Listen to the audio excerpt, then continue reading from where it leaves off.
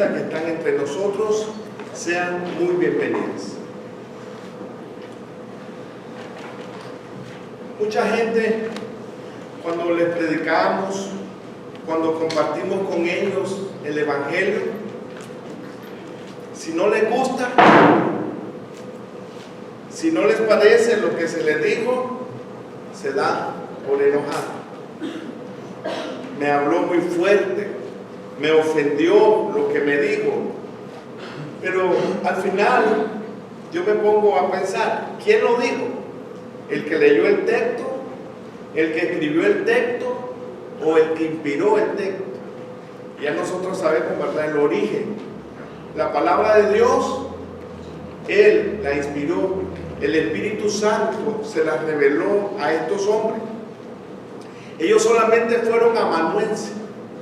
Entonces la persona que se siente mal por lo que está oyendo o por lo que está leyendo, pues tendría, ¿verdad?, que sentirse mal con Dios. El tema, ¿verdad?, que vamos a estudiar en esta noche es el infierno. Es el tema negado por muchas religiones. Dice que no se puede pensar en un lugar de castigo, porque nuestro Dios es tan bueno, es tan misericordioso, que ese lugar no se puede concebir. Nadie, para castigar a sus hijos, haría un horno, lo calentaría y metería ahí a sus hijos para disciplinarlos. Nadie.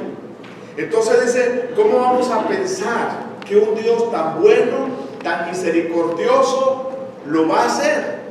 Bueno, pues podríamos pasar exponiendo ideas humanas para no aceptar esta realidad. Lo único que nos queda a nosotros es tomar en cuenta la evidencia. ¿Qué es lo que dice Dios en su palabra? Y ya teniendo toda esa evidencia, toda esa información para nosotros disponible, pues al final nosotros nos podemos hacer la pregunta: ¿existe ese lugar? ¿Van a ir personas a ese lugar? ¿O solamente es un uyuyuy para que la gente tenga miedo y venga al arrepentimiento? Vamos a ver. Queremos tratar de explicar un poco de dónde viene el origen de esa palabra. En el Antiguo Testamento existía un lugar que se llamaba el Valle de Hinnom. Se menciona en el Antiguo Testamento. Y es un lugar que la gente no amaba, porque era un lugar donde se ofrecían sacrificios. Allí muchas veces se quemaron a niños ofrecidos a un dios. Entonces el lugar vino tomando una posición de no apreciación. A ese lugar también se le llama Tofet. Y el significado de esa palabra dice que es algo repulsivo, algo que nadie quiere ni pensar ni ver. Al dios Moloch se dedicaba ese lugar, y muchos de los sacrificios que se hacían allí era a través de sus hijos, a través de sus niños. Vea conmigo segundo libro de Crónicas, en el capítulo 28, el verso 3. Segunda de Crónicas, capítulo 28, el versículo 3. Dice así, segunda de Crónicas 28, 3. Quemó también incienso en el valle de los hijos de Hinnom, e hizo pasar a sus hijos por fuego, conforme a las abominaciones de las naciones que Jehová había arrojado de la presencia de los hijos de Israel. Vaya conmigo al libro de Jeremías. Jeremías, el capítulo 7. Dice así el Señor en Jeremías, el capítulo 7, desde el verso 31 hasta el versículo 33. Dice así Jeremías 7, 31. Y han edificado los lugares altos de Tofet, que está en el valle del hijo de Hinnom, para quemar al fuego a sus hijos y a sus hijas, con cosa que yo no les mandé, ni subió en mi corazón. Por tanto, he aquí, vendrán días, ha dicho Jehová, en que no se diga más Tofet, ni valle del hijo de Hinnom, sino valle de la matanza. Y serán enterrados en Tofet por no haber lugar. Y serán los cuerpos muertos de este pueblo para comida de las aves del cielo y de las bestias de la tierra. Y no habrá quien las espante. Entonces, en estos versículos tenemos esta descripción. Literalmente significa el valle de los gemidos de los niños. Imagínense un niño pequeño quemarlo en un fuego, es algo muy triste. Bueno, si eso hubiese sido solamente practicado por las naciones paganas, ellos ni conocían la voluntad de Dios, ni tenían temor de Dios. Pero que reyes escogidos para el pueblo de Dios también cayeran en ese pecado fue algo triste. Mire segunda de Crónica 33 verso 6. Segundo libro de Crónica, el capítulo 33, especialmente el verso 6.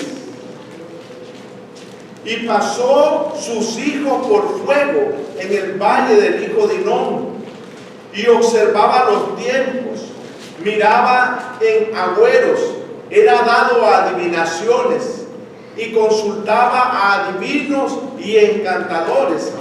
Se excedió en hacer lo malo ante los ojos de Jehová, hasta encender su ira.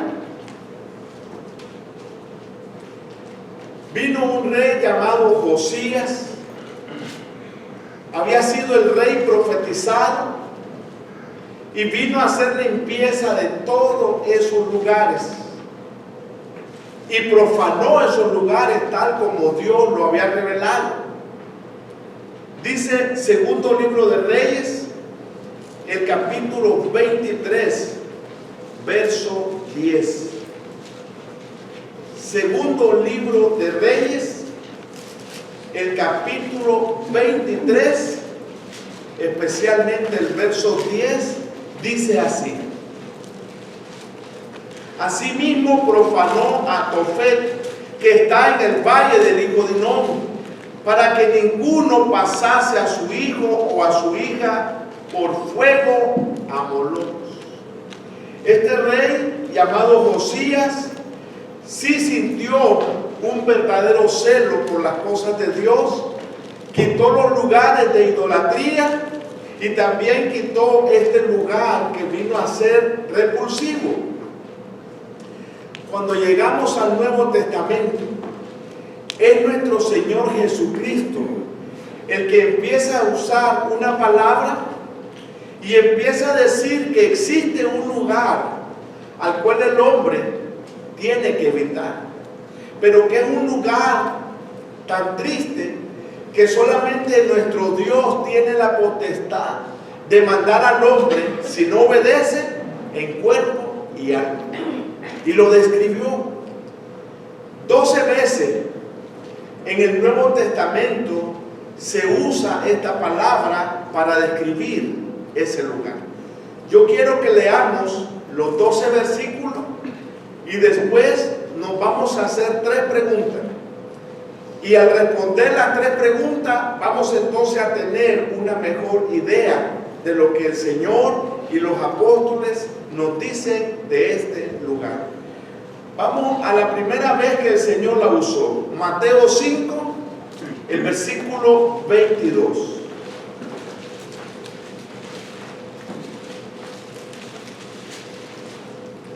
Dice el Señor en Mateo 5, el versículo 22, dice así: pero yo os digo que cualquiera que se enoje contra su hermano será culpable de juicio, y cualquiera que diga necio a su hermano será culpable ante el concilio, y cualquiera que le diga fatuo quedará expuesto al infierno de fuego. Allí mismo en Mateo 5, veamos el verso 29 y el verso 30. Dice Mateo 5, versos 29 y 30. Por tanto, si tu ojo derecho te es ocasión de caer, sácalo y échalo de ti. Pues mejor te es que se pierda uno de tus miembros y no que todo tu cuerpo sea echado al infierno. Y si tu mano derecha te es ocasión de caer, córtala y échala de ti. Pues mejor te es que se pierda uno de tus miembros y no que todo tu cuerpo sea echado en el infierno. Dice el Señor en estos versículos que es mejor quitar ciertas cosas que nos impedirían llegar al cielo. Y que hay cosas que muchas veces nos sirven de tropiezo. Y que si no las quitamos y amamos más esas cosas, pues ellas nos llevarán al infierno. Y un verso que es bien conocido, hermano. Mateo 10, el verso 28. Dice Mateo 10, el verso 28. Y no temáis a los que matan el cuerpo, mas el alma no puede matar. Temed más bien a aquel que puede destruir el alma y el cuerpo en el infierno. Estábamos estudiando este verso y una amiga levantó la mano y dijo: ¿quién es el que puede mandar nuestro cuerpo y nuestra alma al infierno? ¿Acaso es Satanás? Ella pensaba que era Satanás, pero dice Jesús que el único daño que nos puede hacer cualquier ser humano es matar nuestro cuerpo, quitar nuestra vida física, y nuestra alma inmediatamente iría al Hades. Si estábamos bien con Dios, vamos a descanso. Si en nuestra vida no estábamos sirviendo a Dios y estábamos en pecado, nuestra alma va a tormento. Pero ahora dice el Señor que tenemos que tener temor a Dios, porque Él es el único que tiene la potestad de mandar nuestro cuerpo y nuestra alma al infierno. Ningún ser humano nos puede mandar al infierno, ni Satanás nos puede llevar al infierno. El punto es que si la persona está bien con Dios y alguien le quita la vida física, pues esa persona pasa a descanso. Y cuando Cristo venga y nos lleve al juicio, a esa persona le espera la vida eterna, en cuerpo y alma. Entonces no es el que nos quita la vida, el que nos manda a tormento o el que nos manda al infierno. Somos nosotros mismos. El punto es cómo estamos viviendo, cómo estamos obedeciendo o desobedeciendo los mandamientos de Dios. Este verso es muy importante. Mateo 18, el verso 9. Dice Mateo 18, el verso 9. Y si tu ojo te es ocasión de caer, sácalo y échalo de ti. Mejor te es entrar con un solo ojo en la vida que teniendo dos ojos ser echado en el infierno de fuego. Muchos hermanos se tratan de imaginar o preguntar si esto es literal. En muchos lugares a los ladrones, la primera vez que lo agarran, le cortan una mano, pero con su otra mano sigue robando.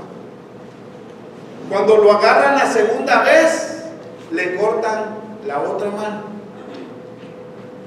Y muchos creerán, bueno, al no tener mano, esa persona va a cambiar de vida. No va a cambiar. No solucionamos las cosas literalmente sacándonos un ojo. El punto es que hay cosas que amamos tanto, a las cuales tendríamos que renunciar si queremos ir a la vida eterna. Si para muchas personas esto es literal o será literal, Bueno, depende cómo es su vida. Otro verso, Mateo 23, el verso 15.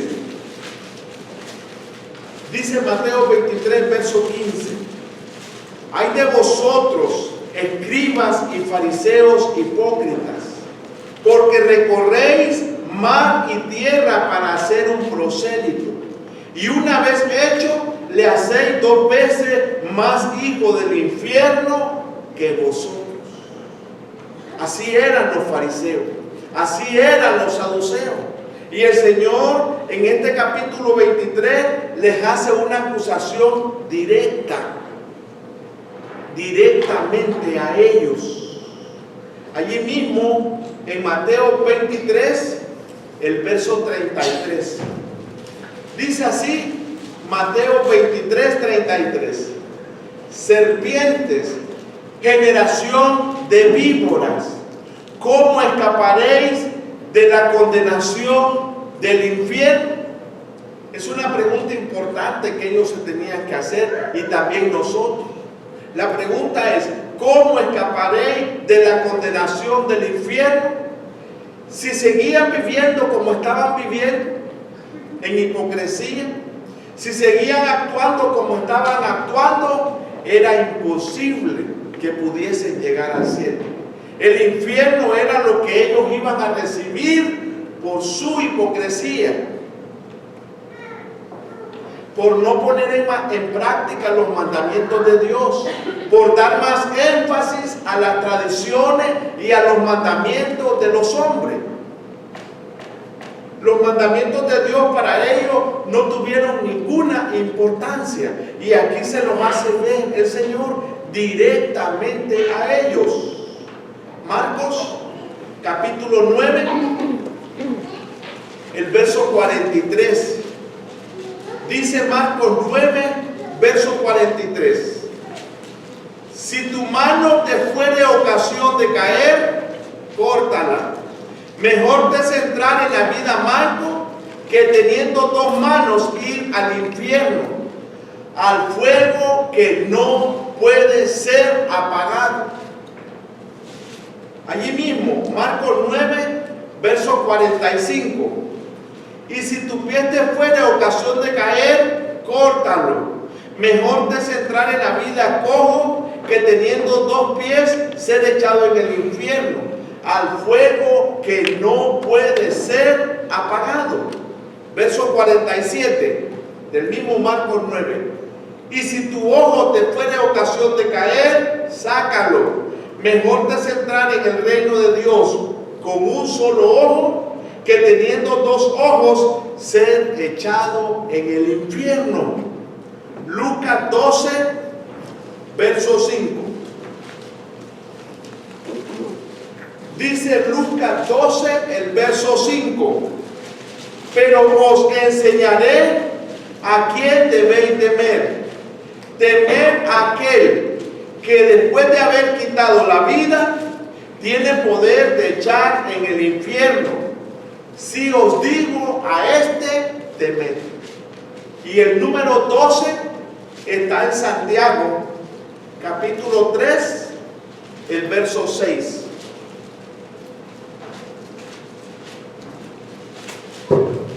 Santiago, capítulo 3, el versículo 6 dice así: y la lengua es un fuego, un mundo de maldad.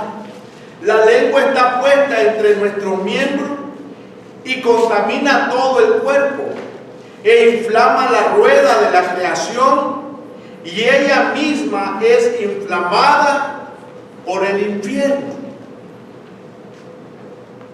Santiago hace una descripción clara del daño que puede hacer la lengua si nosotros no le damos buen uso. Dice que ella es inflamada por el infierno. Es como que tuviera un conducto o una conexión directa. Con ella muchas veces bendecimos a Dios y maldecimos al hombre que está hecho a su imagen y semejanza. Ya sabemos lo que dice Santiago, ¿verdad? Hermanos míos, Esto no debe de ser así. 12 veces la palabra Gehenna aparece en estos versículos. Y entonces en el Nuevo Testamento la idea del infierno es una realidad. Primer pregunta: ¿cómo es el infierno? ¿Cómo lo describen todos estos versos y en otros? Bueno, el infierno es un lago de fuego y azufre. Mateo 13, verso 42. El infierno es un lago de fuego y azufre. Mateo 13, miren lo que dice el verso 42. Dice así: y los echarán en el horno de fuego, y allí será el lloro y el crujir de dientes. El verso 50, allí mismo de Mateo 13: y los echarán en el horno de fuego, allí será el lloro y el crujir de dientes. También veamos Apocalipsis 21, el verso 8. Dice así, Apocalipsis 21, verso 8: pero los cobardes e incrédulos, los abominables y homicidas, los fornicarios y los hechiceros, los idólatras y todos los mentirosos tendrán su parte en el lago que arde con fuego y azufre, que es la muerte segunda. Un lago de fuego y azufre. En Nicaragua, al sur de Managua, como a unos 15 kilómetros, está uno de los volcanes activos que hay en Nicaragua. Se llama el volcán Santiago.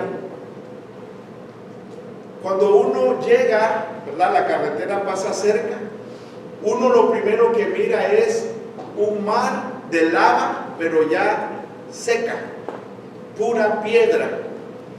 Avanzó casi 10 kilómetros. Uno tiene la oportunidad de entrar hasta el volcán, hasta cierto punto, y es el único volcán que tiene un cráter casi de un diámetro como de 5 kilómetros. Pero usted logra ver un mar de lava, especialmente cuando permiten la entrada de noche. A mucha gente le gusta ir de noche y se mira un mar de lava. Cuando cuenta una historia que cuando los españoles lo vieron, lo conocieron, ellos creyeron que la lava era oro y trataron de bajar a muchos, ya sabemos, nativos, ¿verdad?, para ver si podían sacar ese oro. No lo podían sacar, era lava. Hermano, es una de las cosas bonitas que presenta ese volcán. Yo nunca he ido, a mí me lo han contado, a mí me da miedo. El punto es que si nosotros no pudiésemos imaginar cómo es el infierno, pues tenemos un ejemplo a través de esa lava ardiente. He visto videos cuando explota un volcán y hay cerca agua o está cerca el mar. Hermano, la lava entra al mar y la misma lava empieza a evaporar el agua. Y por eso es que se forman muchas islas, porque la lava tiene más poder, el fuego tiene más poder aún en el agua, y la va evaporando y va avanzando, y se van formando islas de esa forma, de esa manera. También el infierno es descrito, es donde el cuerpo y el alma serán castigados. Dice Lucas 12, versos 4 y 5. Lucas 12, el verso 4 y 5. Mas os digo, amigos míos, No temáis a los que matan el cuerpo y después nada más pueden hacer. Pero os enseñaré a quién debéis temer. Temed a aquel que después de haber quitado la vida, tiene el poder de echar en el infierno. Si os digo a este, temed. El alma es castigada en ese lugar, o será castigada en ese lugar. En los versos que también acabamos de leer, lo describe como un lugar donde será el lloro y el crujir de dientes.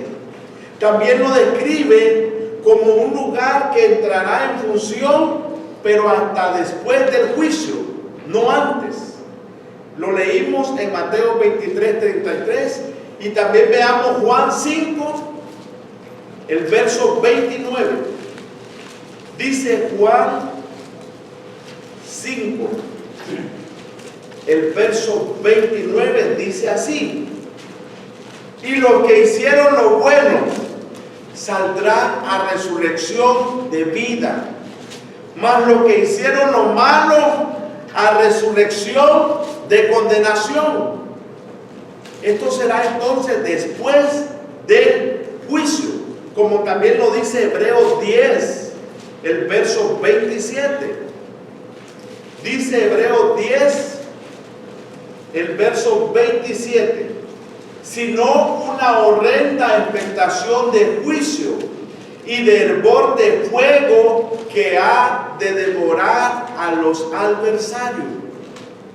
También, hermano, es descrito como las tinieblas de afuera. Mire 2 de Pedro 2, el verso 17. Dice así, 2 de Pedro 2, verso 17.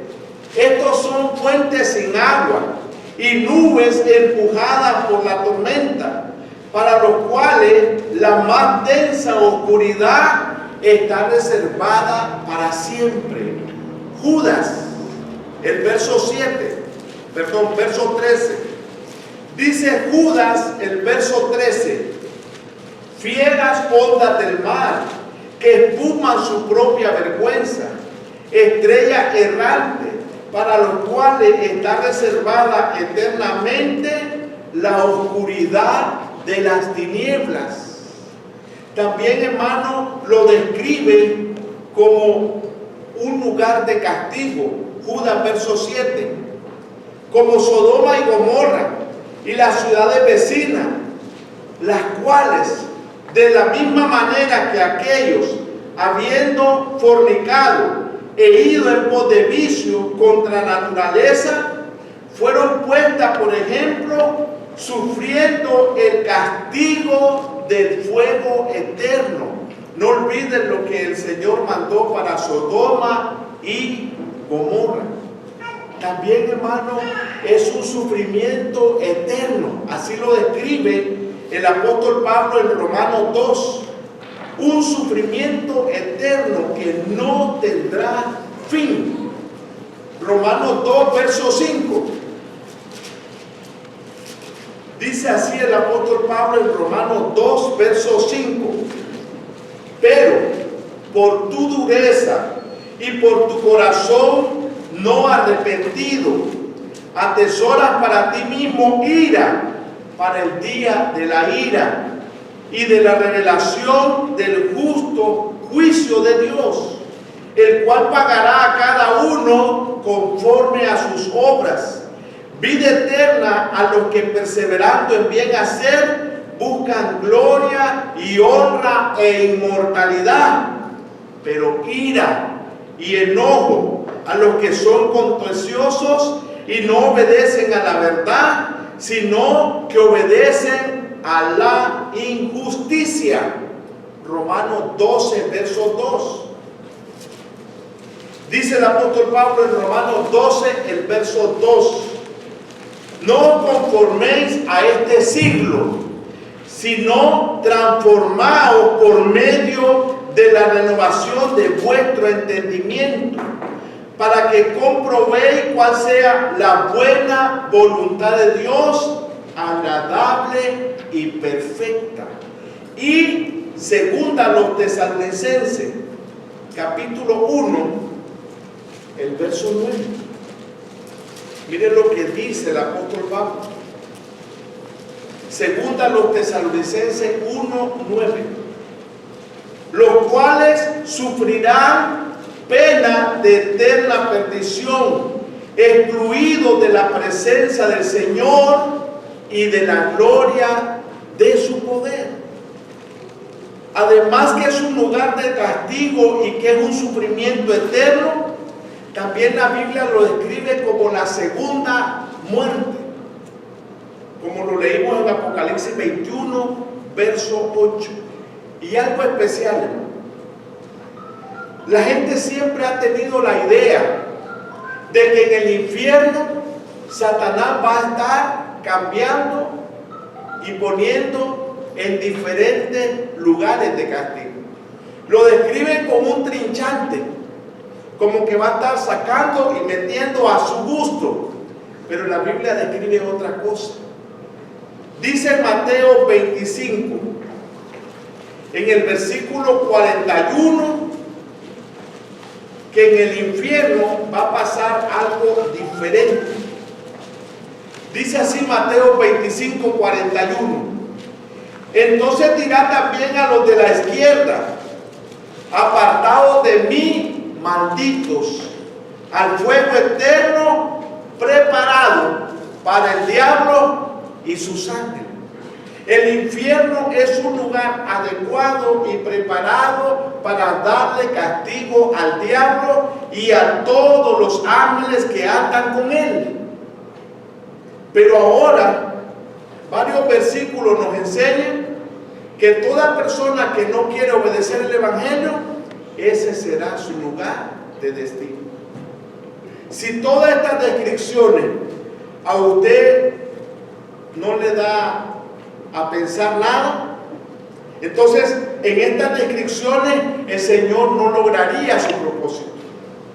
Y lo que el Señor quiere lograr es despertar nuestra mente para que nosotros hagamos conciencia y que nosotros meditemos si estamos viviendo de acuerdo a su voluntad, si estamos viviendo para servir a Dios.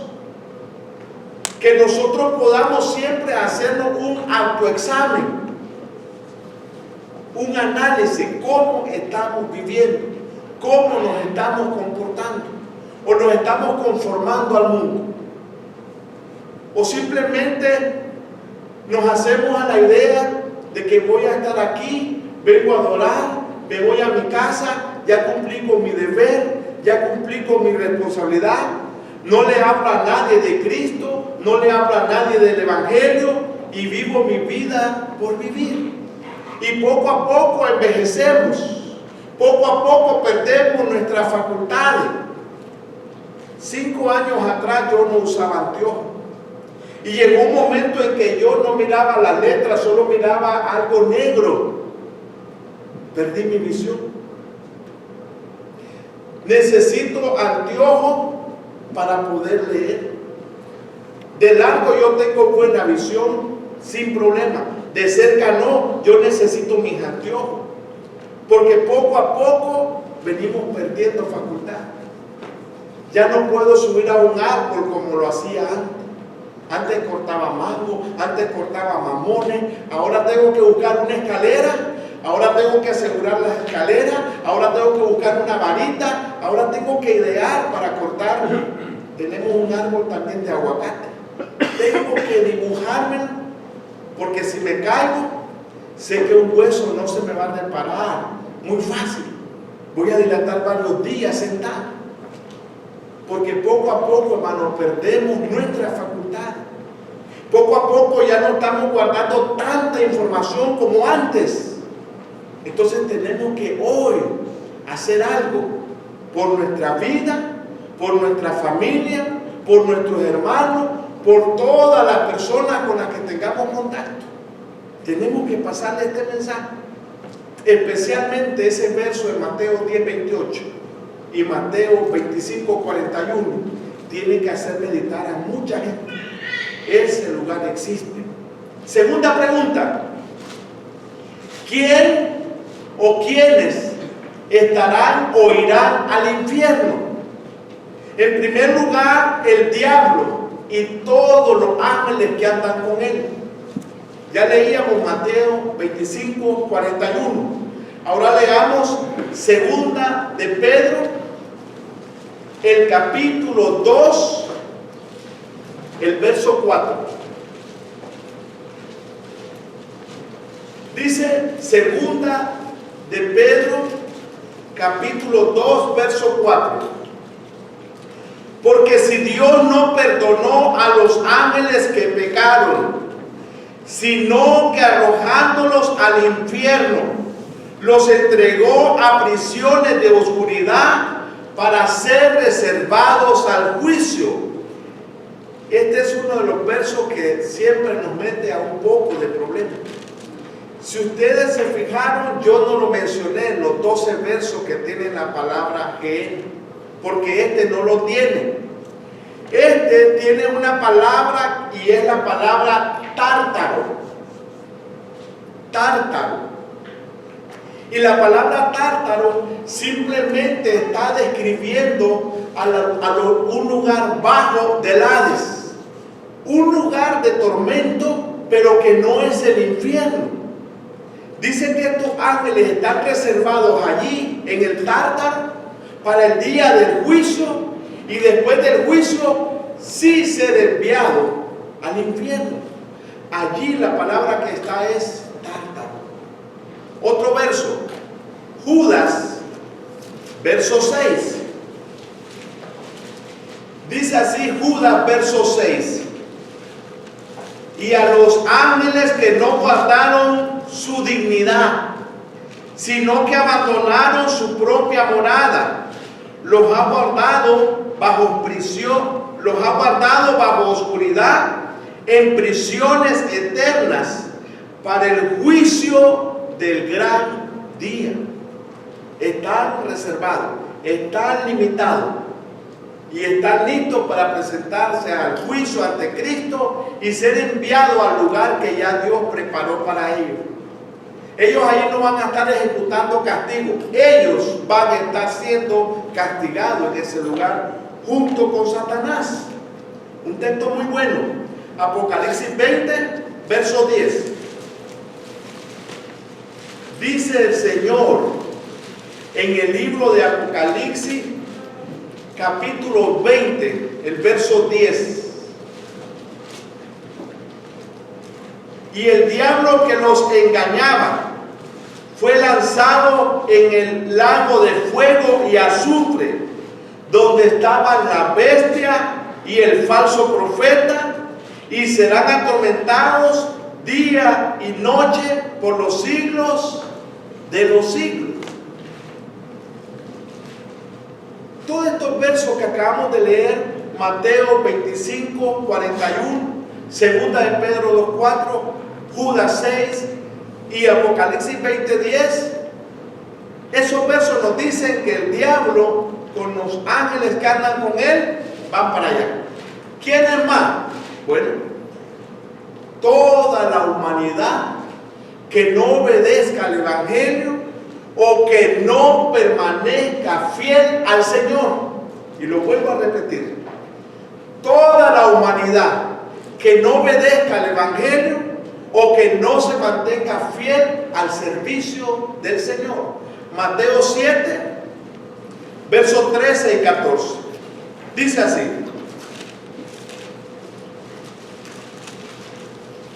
Mateo 7, versos 13 y 14. Entrad por la puerta estrecha, porque ancha es la puerta y espacioso el camino que lleva a la perdición, y muchos son los que entran por ella. Porque estrecha es la puerta y angosto el camino que lleva a la vida, y pocos son los que la hallan. El camino ancho, el camino de la perdición, es el camino popular, es donde va la mayoría. Pero el camino angosto, el camino estrecho, son pocos los que lo hallan, porque son pocos los que lo buscan. Pero cada uno de estos dos caminos tiene un final. Uno es de gozo y el otro es de tormento. Allí mismo en Mateo 7, verso del 21 al 23. Oiga lo que dice el Señor. Mateo 7, verso 21. No todo el que me dice Señor, Señor, entrará en el reino de los cielos, sino el que hace la voluntad de mi Padre que está en los cielos. Muchos me dirán en aquel día, Señor, Señor, ¿no profetizamos en tu nombre? Y en tu nombre echamos fuera demonios, y en tu nombre hicimos muchos milagros. Y entonces les declararé, nunca os conocí, apartados de mí, hacedores de maldad. Hermano, hay gente que cree que es suficiente andar la Biblia, con una Biblia. Creen que es suficiente. Otros creen que es suficiente, soy lector de la Biblia. Hasta se jactan. Ya he leído la Biblia varias veces. Yo sé lo que dice la Biblia. Qué bueno. Pero el punto no es eso. El punto no es cuánto conocemos, cuánto tiempo pasamos leyendo, cuántas Biblias hemos tenido, cuántas Biblias hemos gastado. No es ese el punto. El punto, dice el Señor, es cómo vivimos.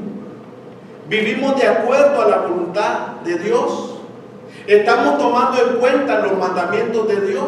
¿Estamos viviendo de acuerdo a sus enseñanzas? ¿O estamos viviendo como queremos?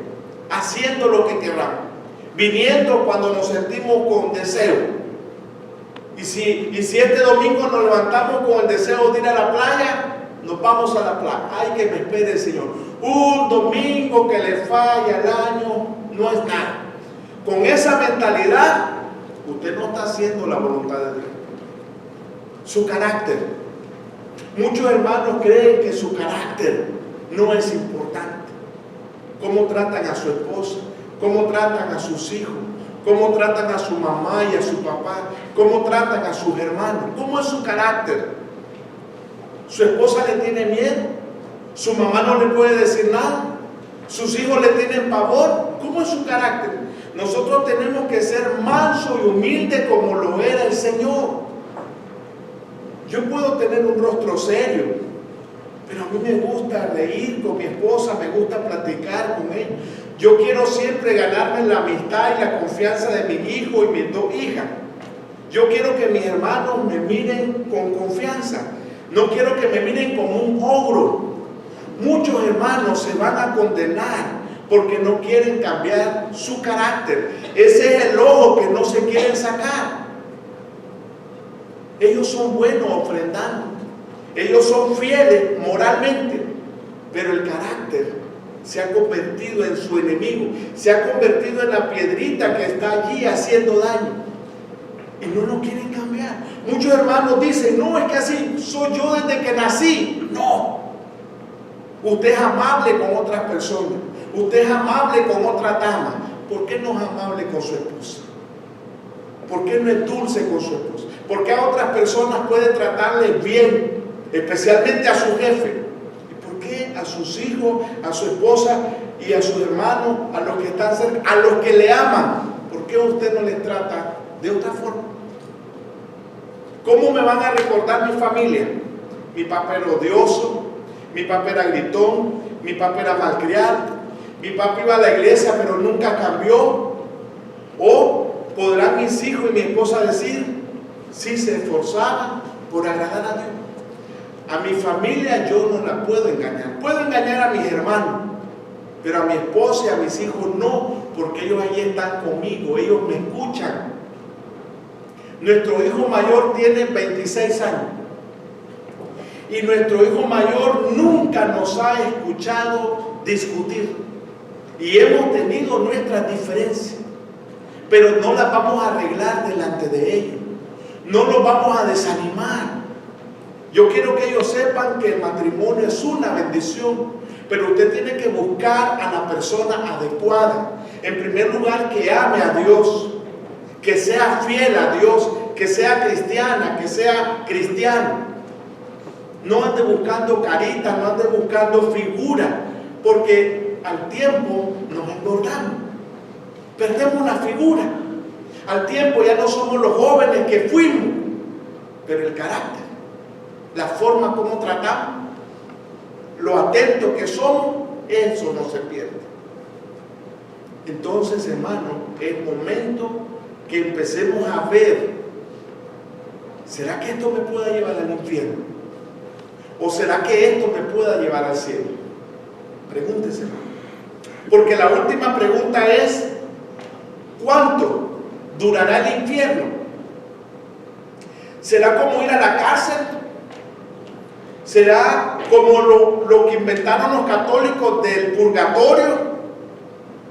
Purgar pena, un castigo, y después de ese castigo usted podrá ir y gozar del cielo. No, porque la Escritura dice, en primer lugar, que el infierno es un lugar de fuego eterno, no tiene fin. Así lo dice Mateo 18:8, así lo dice Mateo 25:46, y así lo dice el verso que ya leímos, Judas 7. También nos presenta como un castigo eterno, dice Mateo 25:46. Una destrucción eterna, dice 2 Tesalonicenses 1:9.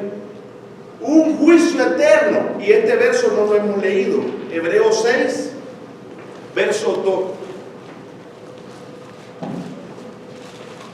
Puede ser que usted sienta que este sermón es cansado, porque hemos andado de hoja en hoja, de libro en libro, pero no hay otra forma como poner en evidencia esta verdad, más que sean los textos los que nos enseñen la verdad. Dice Hebreos 6, verso 2, de la doctrina de bautismo, de la imposición de manos, de la resurrección de los muertos y del juicio eterno. Dice el escritor de los Hebreos que eso eran ya temas conocidos.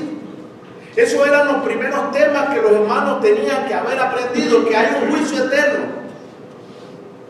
que hay un castigo eterno, y que ese conocimiento nos tiene que prevenir a vivir vida agradable a Dios. También es un fuego que no se extingue, no se apaga, no se termina. Es un lugar donde el gusano no muere. Es un lugar donde el humo sube y sube por siempre, como lo dijo Apocalipsis 20, verso 10. Es un lugar donde no hay descanso, ni de día ni de noche. Dice Apocalipsis 14, verso 11. Y este no lo hemos leído tampoco. Dice Apocalipsis 14, verso 11. Y el humo de su tormento sube por los siglos de los siglos, y no tienen reposo de día ni de noche los que adoran a la bestia y a su imagen, ni nadie que reciba la marca de su nombre. Entonces, ¿cuánto durará el infierno? Esta no es una pregunta difícil de responder, es fácil de responder. El infierno, el castigo eterno, durará lo mismo que va a durar la vida eterna. Hay dos eternidades, una de vida eterna y la otra de castigo eterno. Una va a durar lo que dure la otra. Y usted tiene en sus manos, hermano y amigo, a dónde quiere ir en la eternidad. Si cree en Dios y cree en su palabra, usted hoy puede elegir y escoger vida eterna. Y usted dirá, claro, si yo ya estoy, hermano, bautizado, qué bueno.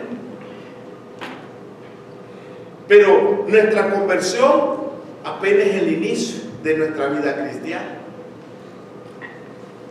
No hubo un cambio mágico. Allí no se puso una varita mágica para cambiar. Dice Romanos 12, verso 1 y 2, que tenemos que poner de nuestra parte para cambiar. Malicia y todo pecado, mentira, toda inmoralidad, todo lo malo, tenemos que dejar. Pero esa es una decisión nuestra. Si no lo hemos hecho, o si algo no hemos podido abandonar, vamos a tener problemas en el día final. El hermano que me predicó el Evangelio y que me habló de Cristo y me habló del Evangelio, pues, me explicó Hechos 2, un día martes. Jueves yo volví a pasar a los 2 días y me habló del ejemplo del eunuco. Y yo con esos 2 ejemplos pude ver cuál era mi situación espiritual y pude entender qué es lo que Dios me estaba mandando a hacer. Y en ese momento estaba lloviendo. Y yo le dije, ¿y si yo decido ahorita ser bautizado? Le bautizaron. Y él con su esposa cantaron un himno y el hermano me bautizó.